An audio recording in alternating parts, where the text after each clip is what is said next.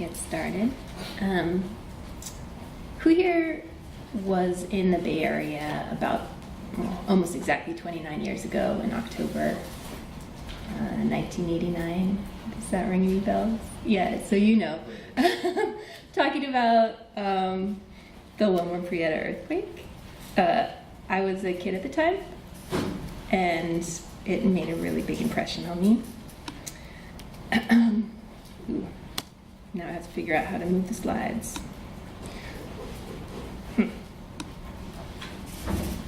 Okay. Yeah, so it was a really big deal. This was like a huge natural disaster, and buildings fell down, part of the Bay Bridge collapsed, and that's the Cypress Freeway, which used to be in West Oakland, where Mandela Parkway is now. I kind of had nightmares about this as a kid because people died. Anyway, the chimney fell into the roof of my house, and I was too scared to go in buildings for like 3 days. I just slept on the lawn, and there were aftershocks I could feel like underneath myself. Anyway, so the reason I bring it up is because this was such a formative moment for me. It actually, I developed this interest in being prepared and planning for things. I think kind of in a really hectic world, and one where like even the ground isn't solid, planning kind of gives you a sense of control. So anyway, it's just this kind of weird hobby that I have. I have this really intense earthquake preparedness kit that I keep in my closet. It has all kinds of stuff in it, like this little tiny, I really like collecting stuff into it. It's totally nerdy. I have this little stove that folds up into a little pouch, and I got this backpacking food from Sports Basement, and it lasts for 10 years. I have a little medical kit, and it includes this thing called an Israeli bandage that I heard about on the internet. It's basically like if you like lose a limb or something, you can wrap it up. Anyway, so I'm really into it, and I think that that's sort of what draws me to internet security, because it involves a lot of planning for the worst case. Basically, I find it just immensely satisfying. So, yeah, my name's Alice Frida. I'm a support manager at Calamuna. That means I help run a department that looks after people's websites. So as you can imagine, security plays quite a role in making sure our websites run smoothly over time. And so, yeah. A little bit about Calamuna. We're a mission-driven web agency, and we provide support for people's websites. We also build websites and basically just try and find like simple solutions to complex problems that involve the web. We're based here in the East Bay in Oakland. We also have, most of our team members are actually remote. We have people all the way in Toronto, across the East Coast, and Grammy, he lives in Romania. These are some of the organizations we work with. We mostly work with nonprofits and higher ed and other kind of organizations that are trying to do good in the world. So I wanted to kind of briefly go over what I'm going to talk about. I also just wanted to mention from the top that it's a little bit of an information heavy talk, and I wanted to let you know that I'm going to make the slides available, and I'm also planning on putting a blog post up on our blog at the address is blog.calamuna.com. But yeah, I plan on putting it up on the web in the coming week or two, so you can kind of have that checklist and links and things. So you don't have to worry about like taking a bunch of notes, just like take it all in. I'm going to start talking about why security is important, some common attacks and how to prevent them. some other ways for unauthorized users to gain access. Of course, we're going to mention updates, Drupal updates, and a couple more items you can do preventative care-wise, and hopefully we'll have time for a bit of a QA at the end. And since I work in support, which means like existing websites, I did sort of base my talk on that, but I think it pretty much applies to, you probably want to do a similar checklist if you're building a site as well. So I hope you find something that'll be useful.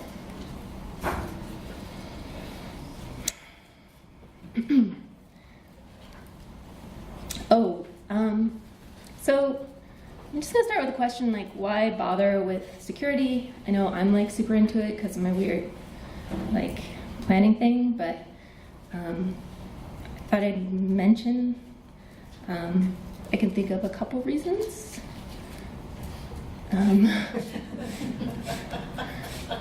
So, yeah, I mean, I know that's like, so it's a little extreme. You might not be super concerned about it for preventing the apocalypse, but there's probably some more relatable reasons that you might want to bother. The first being trust. If you have a website and it gets hacked, then you lose trust from your users. A lot of times the website might be the first point of contact for your customers or whoever your users are. And it's really hard to get that trust back if you have your site compromised. And basically it can damage your whole brand if you have a brand or just your relationship with your client. And of course, if you lose your user data, that's a huge deal as well. Doesn't go too well for trust. So paying attention to prevention, it enables you to protect your data, your users' data.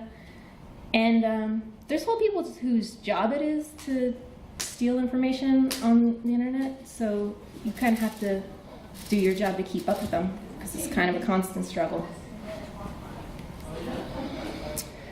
You might recognize it's kind of a popular topic, so I didn't want to spend a lot of time on why bothering, because you probably heard a lot about it in the news. For example, Equifax, they exposed records of 145 million people.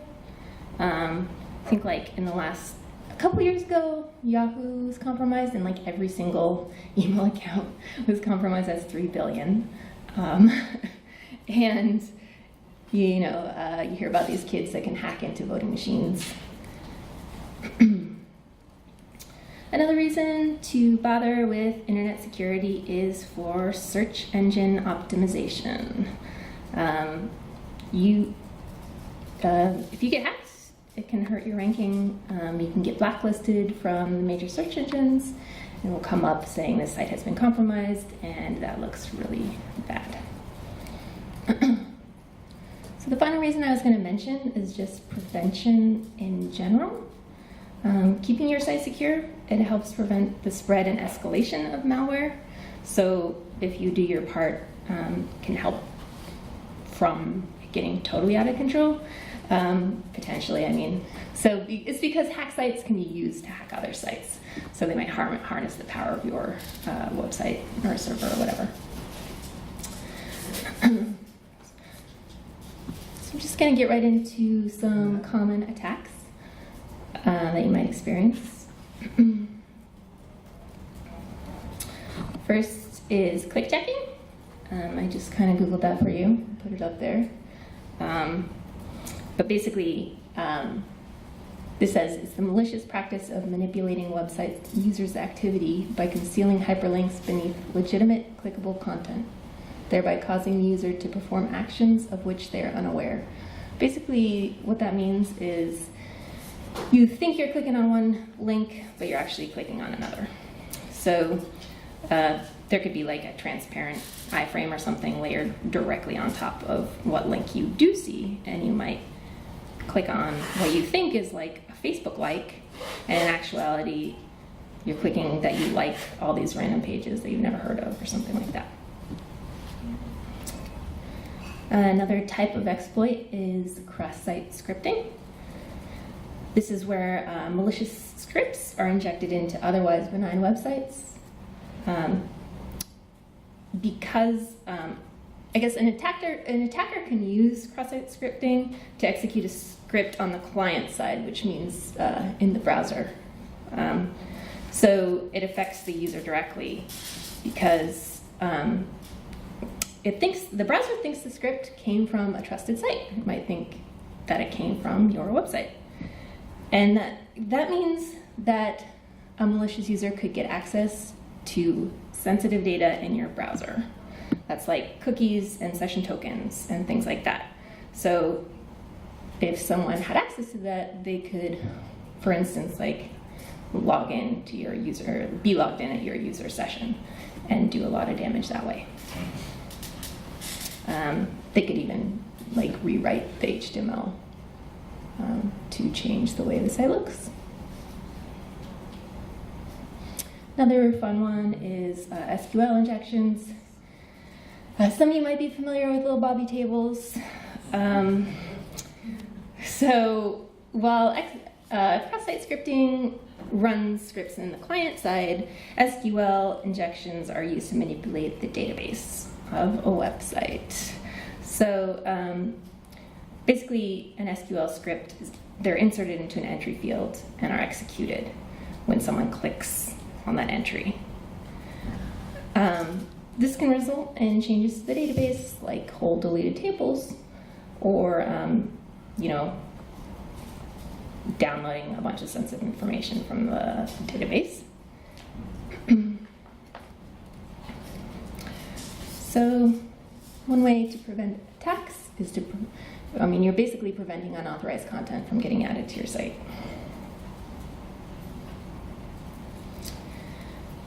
The first item in my checklist to deal with this is to do a code review. So you want to take a look at the site and make sure that its code's using best practices. And you'll also want to just take a look at some Drupal configurations.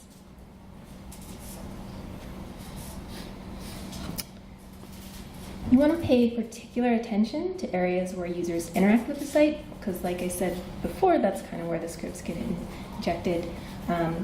If a user generates a request to the server, there's a potential for vulnerability. And so some of these areas are like comment sections, forums, any custom code where users are interacting with the site, WYSIWYG configurations where someone might upload some files or something. So for commenting, if you don't need to be using commenting, I recommend you don't, just to kind of keep spam bots away, other bots. We had a client who had anonymous commenting turned on their site. I don't really recommend that. If you can, a user should have to sign up in some way in order to post content, so you can control those permissions a little more closely. If you did, for some reason, need to allow anonymous commenting, you just want to take a really good look at the permissions and make sure they can only view their published content and post in the areas they're allowed to post. For comments and other forums, you might consider putting a caption on. Like, I know people don't really like this. It is an option, partially because you can't really control whether a bot knows about your site, and once it knows about it, it's gonna just go nuts, kind of. So that is one tool you can use. Another one is there's a honeypot module you can install in Drupal, and what a honeypot. I guess I'm getting ahead of myself, but basically, when you're filling out a comment form, a honeypot can block some bots from submitting.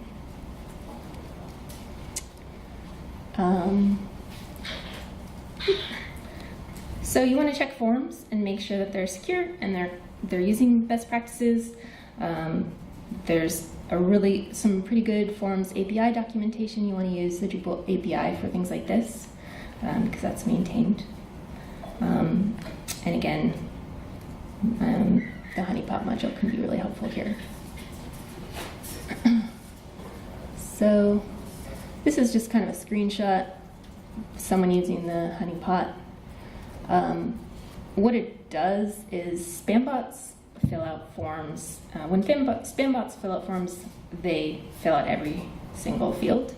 Humans don't, especially if those fields are hidden. So usually what a honeypot is, it's just a hidden field that no one can see, but a bot will fill it out. And so if there's data in that field, it knows to block that submission. Oops. That's weird.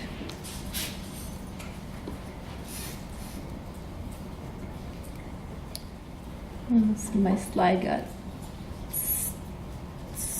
slipped out, I guess.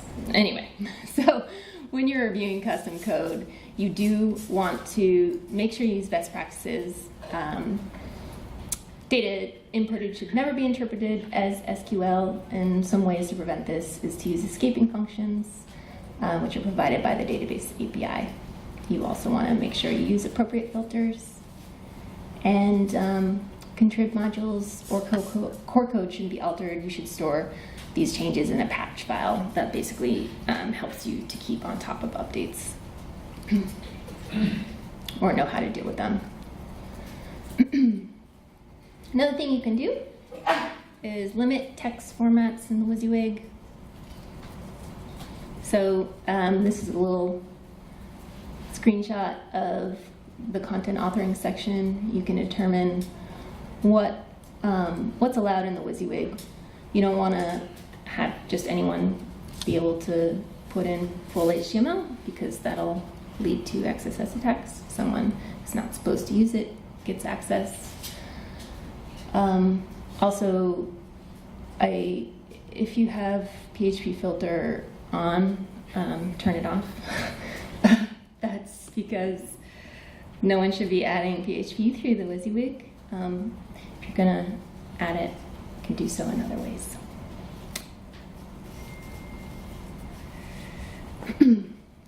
Something else I'd recommend is to limit file uploads by file type. So similarly, you don't want someone to be able to upload an HTML file.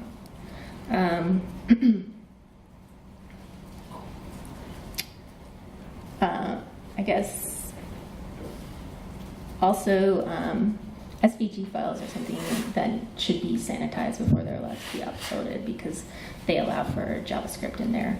So that can be used against you as well.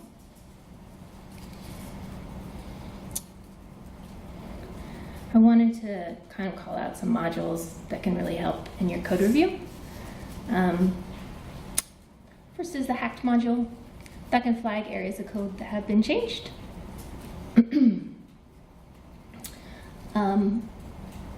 And that's really helpful for when people are adding custom code. It doesn't necessarily mean that your site has been hacked. It just means that that code has been hacked, changed. Security review modules, another good one. It provides more security reporting and checklists. The paranoia module will block, it tries to find any places that a user can evaluate PHP and then block them. And I already mentioned the honeypot. There's also a security kit, which is really helpful against clickjacking and cross-site scripting. You can implement a content security policy in Security Kit. And you can also set some do clickjacking settings. This is a little look at the security review module and something that it might flag. You'll notice it says errors are written to the screen. You don't want that kind of information getting out to just anyone. Basically, like, nefarious users can use it against you, so you really limit that kind of thing. And this is an example of security kit module. You can kind of see up there at the top where you can enable a content security policy. This kind of lets you block scripts from sources that are like from a different domain. And there's a setting to enable the cross-site scripting protection header. In Security Kit, there's also an option to just like set it to reporting mode, which you might want to do just before making things live, so you can catch anything that it blocks that it shouldn't, and you can kind of allow it up in here. Another place to check is the Drupal reporting. This is the site status report page. You might be familiar with it. It's under admin reports status. And it can flag some issues in the file system, permissions, and things like that. And another place I like to look and just periodically check on is the recent database log messages. If you're taking a look at those through the Drupal interface, you can filter them. This is just an example where last night I pretended to try and log in as admin on this site, and also, so you know, that's kind of a red flag if you see a lot of people trying to log in that shouldn't be. Also, if there are a lot of 404s, you can kind of take a look at them, and could be a sign of people trying to find user login forms, or not people, robots. And if there's a ton of database errors, it could be a sign of an SQL injection, so you want to check those out.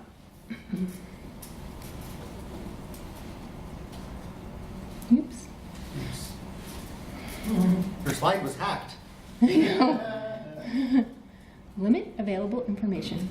Well, actually, that's a not very well worded slide, which means to say what I already mentioned. You don't want like errors displaying to non-admin users, and also you can limit. Oh, yeah, it's for disabling development modules in the production environment. Sometimes you might, I don't know if you've ever used something that's supposed to only be used on a development site, but if it's like installed on a production site, that can give people insight into information that they shouldn't have.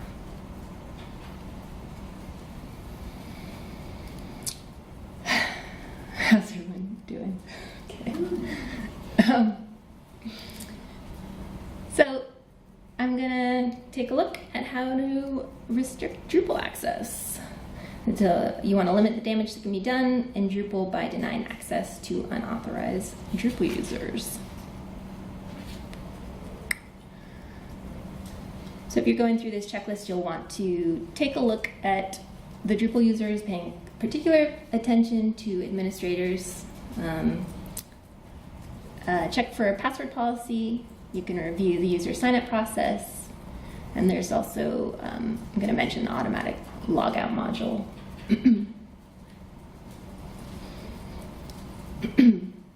So you'll want to downgrade or disable any administrative users that are no longer in use.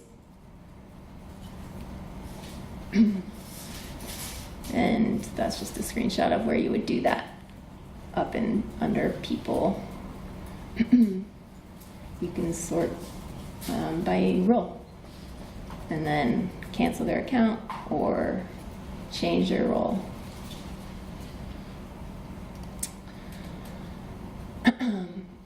You might hear kind of a lot about passwords in this talk. It's a recurring theme. You want to take a look at the password policy and make sure that you're not allowed to set like your password as your username or something stupid like that. You can set a password policy with the password policy module, and it'll set requirements that you can tweak, like how many uppercase characters it needs, how many numbers, and things like that. It can also allow you to force password resets for all of your users or for certain roles.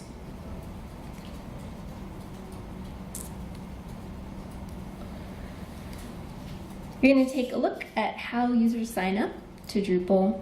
I recommend requiring email verification on new user accounts. That'll limit who can sign up. And if you're using the password policy module, you'll want to enforce the strict passwords upon sign up.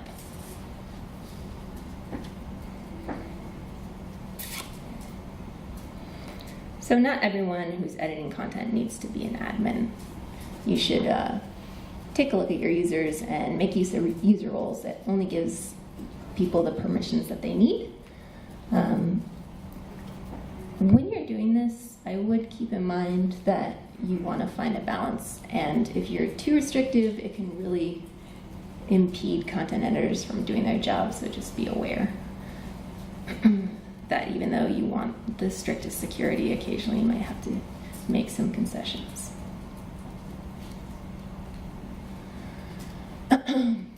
So you can change, here's an example of some different user roles that have different permissions. You can change these under people permissions.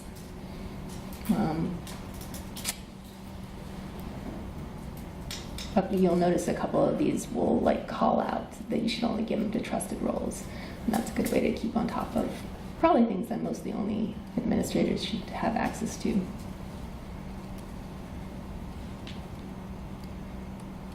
Another way to keep unauthorized users out of your site is to restrict the access to the login form. So Drupal automatically blocks a user if you have 5 failed login attempts, and it'll block the whole IP if there are 50 failed login attempts.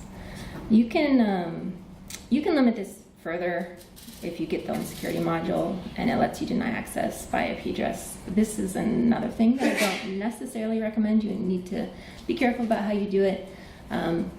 Could be pretty frustrating for people that are trying to log in from IP addresses that they're not usually at. So you just need to consider whether it's the best option for you. The same goes for a VPN. You can move that whole interface to a virtual private network. And also, there are 2-factor authentication modules and CAPTCHA that you can set up.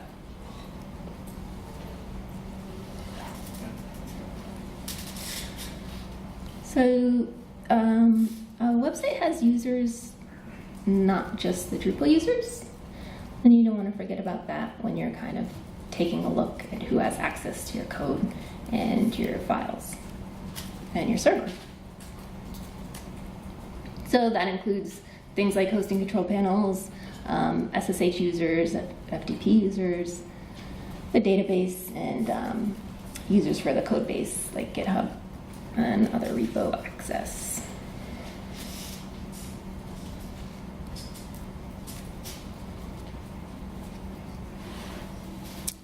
Another way you can kind of take a look at vulnerabilities outside of the Drupal configuration console is to make sure proper file permissions are in use. This isn't really a big issue for Drupal sites because Drupal doesn't usually run the incorrect permissions, but you do want to take a look at the files that aren't part of the Drupal install and things.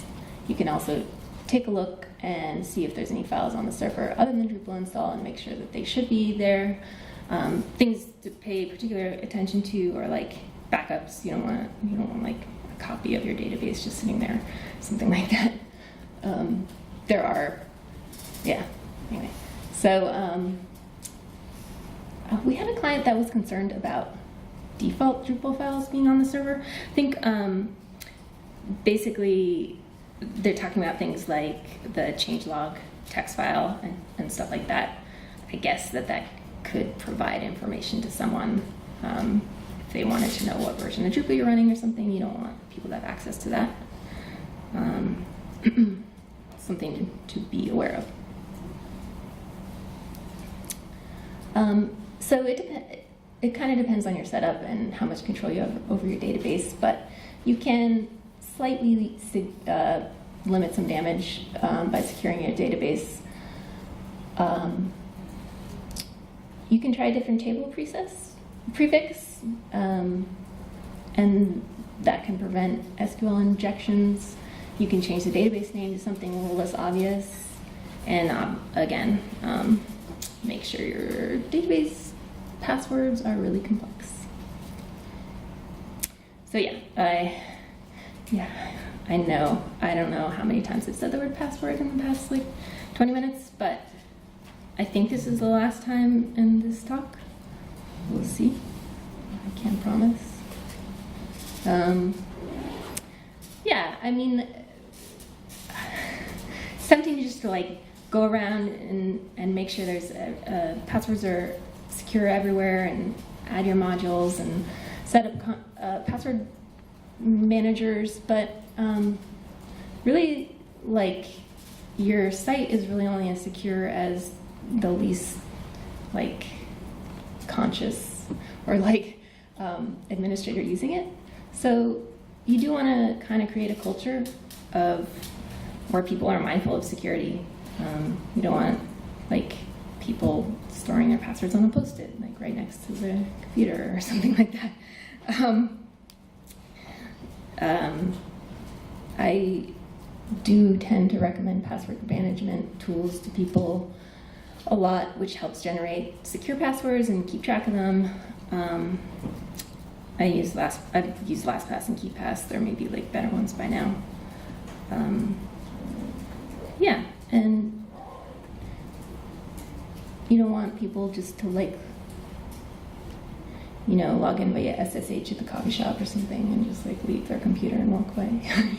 These sound like really common sense things, but I think it's helpful just to talk about it sometimes, because you'd be surprised who sometimes doesn't really know about that.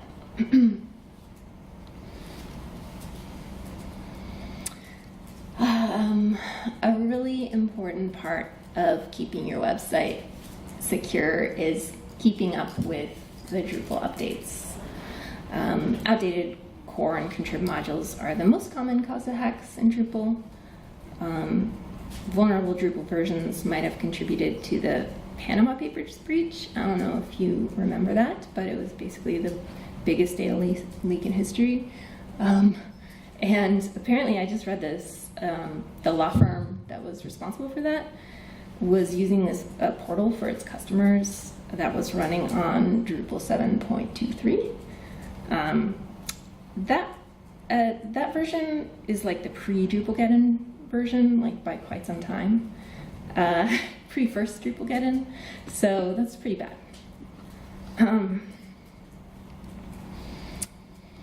It can be a little bit intimidating to keep on top of updates. They seem to happen all the time. There are a couple tools that may help you. Most important for me has been knowing that security releases come out on Wednesdays. So you want to be available then. The release window for Drupal core is the third Wednesday of every month. Contrib modules get released throughout the month.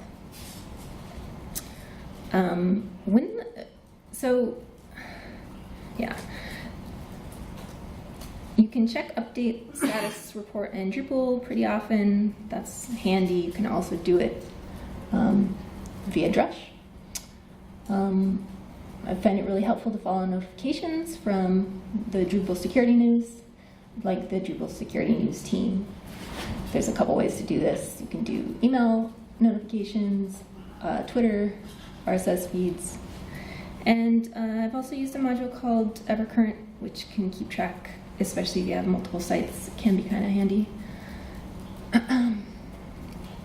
That's a screenshot of a site that's quite outdated.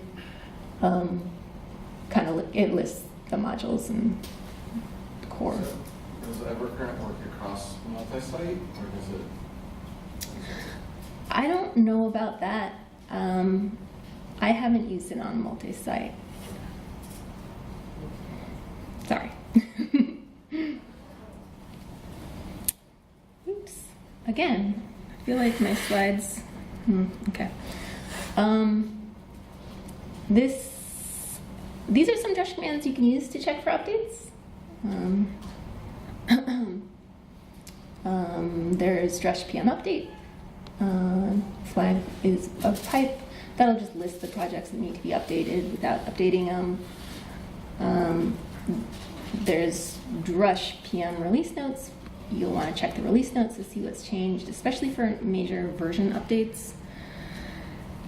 You can evaluate each module to see if there's any changes, and update those modules one at a time for major versions, because if you update everything all at once and something breaks, you might not know which update did that.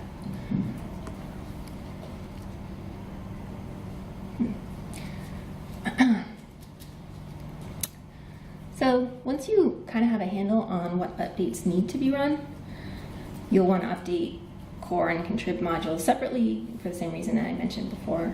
I'm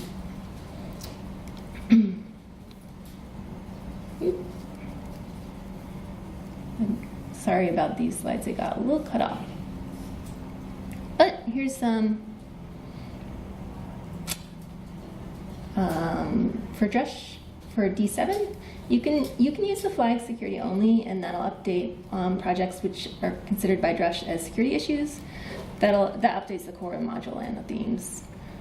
You can, for D8, there's some composer commands. I'm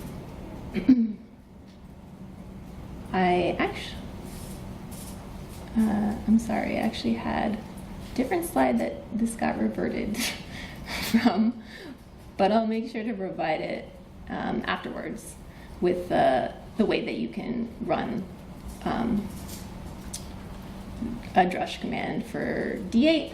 That'll just show you, what needs to be updated based on security. So, just a note about patches. This is a file that basically lists all the differences and code changes that prevents you, or sorry, they make development easier because a patch includes only exact changes that are done, rather than like a duplicate of every single one and recreating those changes with another copy of the file. So the reason I'm bringing this up right now is in some cases, if you're using a public distribution that's not been updated and there's like a critical security update like Drupal, you're going to want to run the patch yourself. In I think the most recent Drupal in April, it only took 3 hours for sites to be compromised. So you want to get that done really quickly. When you're taking a look at the contrib modules that need to be updated, you'll also want to take note of anything that you're not using and get rid of it. Anything just sitting there still requires you to keep up with the updates even if you're not using them. So I recommend removing any unnecessary modules. So we've pretty much been talking about preventative care this whole time, but these are just a couple of more ways to stay on top of security. That's not my emergency kit. Mine's a lot cooler than that. Anyway, that was the Red Cross version. Can I just add something, because you mentioned removing like modules that you're not using or whatever, and you also mentioned development, and I remember there was a coder security update that affected this site. I can't remember what it did, but it was within the last year or so, that even if the module was disabled, but in the code base there was an issue with it. So especially getting rid of those development modules in production, even if they're disabled, is a good thing to do for various reasons. Thank you. Yeah, I definitely agree. And just keeping any extra code that you're not using you don't want to have to keep on top of it. So there's a couple other things you can do to keep up: automated backups, malware scanning, firewalls, and enabling HTTP and HSTS.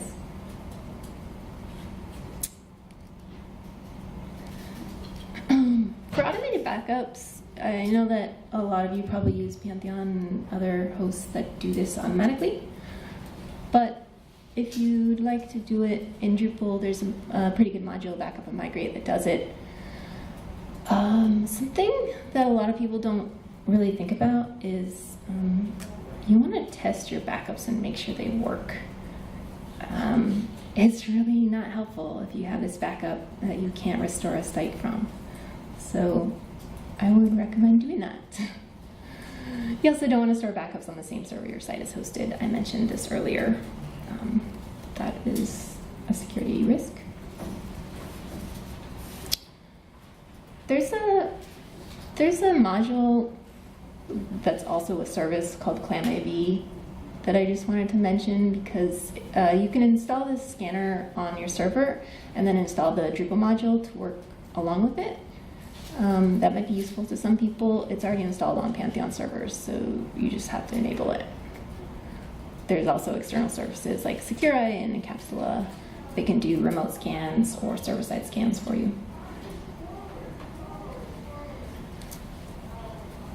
This is a screenshot of the Backup and Migrate module, and this is just to show that you can back things up and have them sent to an external location. You can use Amazon Web Services for this, or NodeScroll. You can set it up pretty easily in the Drupal configuration here under Backup and Migrate. If you do, you set up a destination, it gives you some options, NodeScroll and an AWS bucket, and you just follow the links. It's pretty straightforward. It's an option.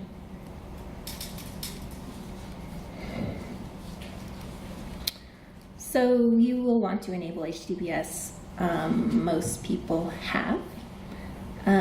It's recommended also for SEO and things like that, but it's basically, it encrypts data sent between browsers and web servers. So kind of it just adds an extra layer of protection. So I recommend also enabling HSTS. This is HTTP Strict Transport Security. It's a header that can prevent eavesdropping and man-in-the-middle attacks. And when a single non-HTTPS request is enough, it can be enough for credential theft and hijacking. So basically, HSTS, it forces the browser to connect in HTTPS mode, and it'll automatically convert URLs that don't have it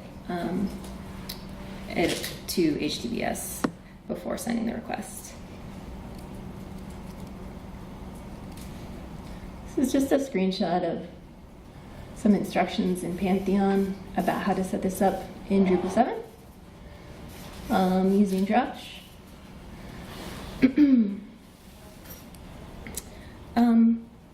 The example they provide, it doesn't say include subdomains. That could be helpful for you to add, but it might prevent certain pages from loading if for some reason they didn't work on HTTPS.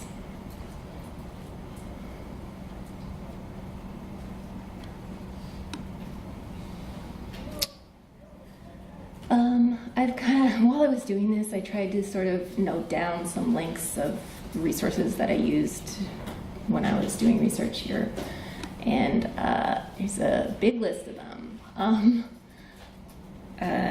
Again, this will be provided on our blog, but things like the OWASP Top 10 is pretty handy, and there's a lot of Drupal documentation.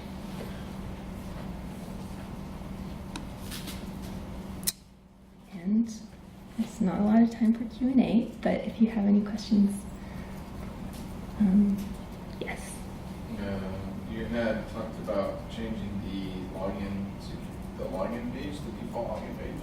Is that possible out of the box, or do you need something to do that with? I think that, you can't just like change it in the regular config of Drupal. You have to like go in and do it custom, as far as I know. Yeah.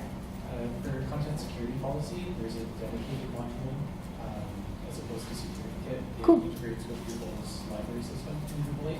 Awesome. And it's a little easier to configure and What was it called again? content security policy. Okay, cool. So, yes. Yeah. I'm sorry, I couldn't hear that. Content security policy. In general, can you repeat things for the recording? Yes. I'm sorry. Yeah, the question was, or it wasn't actually a question, it was a helpful comment. And then there's a content security module that can maybe do a better job than Security Kit. Anything else? Yes. So one of my pet peeves is that people don't realize that pre-released versions of modules, alpha, beta, release candidate, are not covered by Drupal security policy. So anytime you're using a pre-released version and there's an upgrade to a full release, you should treat that as a security update. That's a really good point. And that applies, among other things, to the two-factor authentication module, which is still in alpha for Drupal 8. Nice. Cool. Thanks a lot. Basically, he said, I don't know, for the recording, pay attention to the pre-release modules. Put the guy at the window trying to... Cool. I'm going to stop here and let the next person set up. Thanks so much.